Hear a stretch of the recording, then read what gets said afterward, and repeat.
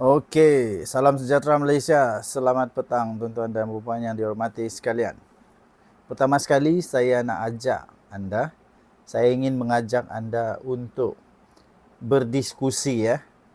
Berdiskusi tentang perkara yang hangat diperkatakan sekarang. Saya mohon untuk anda beri komen kerana perkara ini perlu untuk saya mohon komen daripada anda lah. Pertama sekali, sila komen di ruang komen. Pertama sekali, persoalan saya yang pertama tentang isu rasuah melibatkan bekas Perdana Menteri ke-9 Malaysia iaitu Datuk Seri Ismail Sabri Yaakob. Pertama sekali, persoalan saya yang ramai sampai sekarang belum ada orang mempersoalkan tentang perkara ini ialah mengapa mata wang tunai yang telah disita, yang dijumpai, dirampas oleh SPRM itu dalam bentuk mata wang asing. Bukankah wang untuk mempromosi keluarga Malaysia itu sepatutnya dalam ringgit Malaysia? Apa sebenarnya tujuan geng-geng sakau ni tukar wang ringgit Malaysia kepada nilai mata wang asing? Apa tujuan mereka? Apa di sebalik tujuan menukar mata wang asing kepada mata wang asing? Apa sebenarnya yang mereka hendak lakukan? Yang saya risau, tuan-tuan dan puan, kalau ada tujuan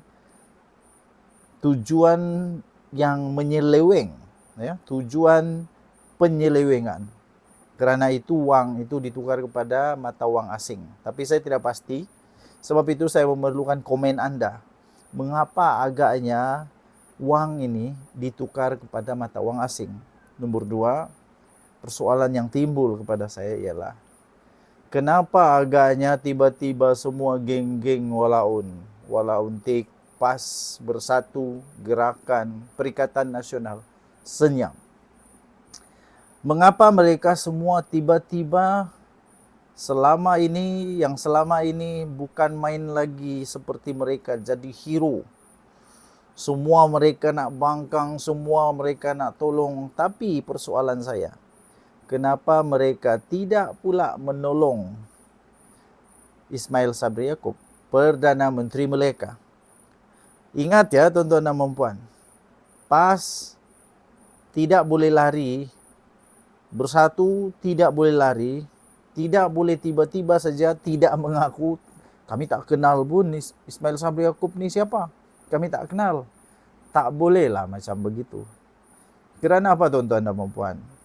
Pada ketika itu, berapa ramai menteri daripada PAS, termasuk Taqiyuddin, Tuan Ibrahim Tuan Man, siapa lagi? Ramai. Ada juga yang menjadi duta bertaraf menteri pula tu waktu zaman Perikatan Nasional lah. Tapi waktu itu bukanlah Ismail Sabri Yaakob kah yang Perdana Menteri? Itu soalan, anda boleh komen ya. Di manakah persoalan seterusnya, mana Anwar Musa sekarang? Mana Anwar Musa sekarang? Anwar Musa kenapa tak timbul-timbul? Kalau tak silap saya, betulkan kalau salah ya, betulkan kalau salah. Pada ketika itu Anwar Musa menjadi menteri apa ya? Ada sesiapa boleh komen tak? Adakah sesiapa yang boleh komen pada zaman Ismail Sabri Yaakob jadi Perdana Menteri, siapakah Menteri Komunikasi waktu itu? Apa peranan, apa tugas, apa kementerian yang dipegang oleh Anwar Musa? Kenapa tiba-tiba Anwar Musa senyap habis dalam kes ini? PAS pun senyap. Lagi satu, Dr. Akmal pun senyap. Kenapa dia tidak cuba untuk bangkit, bangun dan backup lah orang kanan UMNO ni. Takkan pula senyap begitu saja backup. Tapi dia tak backup pula. Ya, kenapa? Dan mengapa Soalan seterusnya, mengapa sehingga terjadi kejadian begini, tidak ada tindakan daripada bekas Perdana Menteri ini, Ismail Sabri Yaakob, untuk mengembalikan wang tersebut kepada kerajaan? Kenapa? Bukan sekejap, bukan setahun nih, bukan setahun. 2 tahun. Sudah 2 tahun daripada saat dia digugurkan. Nah, saat dia letak jawatan lah, bukan digugurkan lah. Sejak dia letak jawatan sebagai Perdana Menteri, sudah 2 tahun, barulah benda ni keluar. Kenapa tidak ada usaha daripada Ismail Sabri Yaakob, Perdana Menteri Malaysia kita yang ke-9? Kenapa tidak ada usaha untuk mengembalikan, untuk mengembalikan wang tersebut kepada kerajaan? Bukan sedikit wang ni, 170 juta tu. Lepas tu ada jengkong emas lagi bernilai kira-kira 7 juta. Bukan sedikit, banyak. Apa tujuan diperdiam-diamkan? Kenapa tiba-tiba disenyapkan saja? Saya fikir Datuk Seri Ismail Sabri Yaakob tahu prosedur dia, yaitu perlu dikembalikan kepada kerajaan, kepada negara semula wang yang lebihan.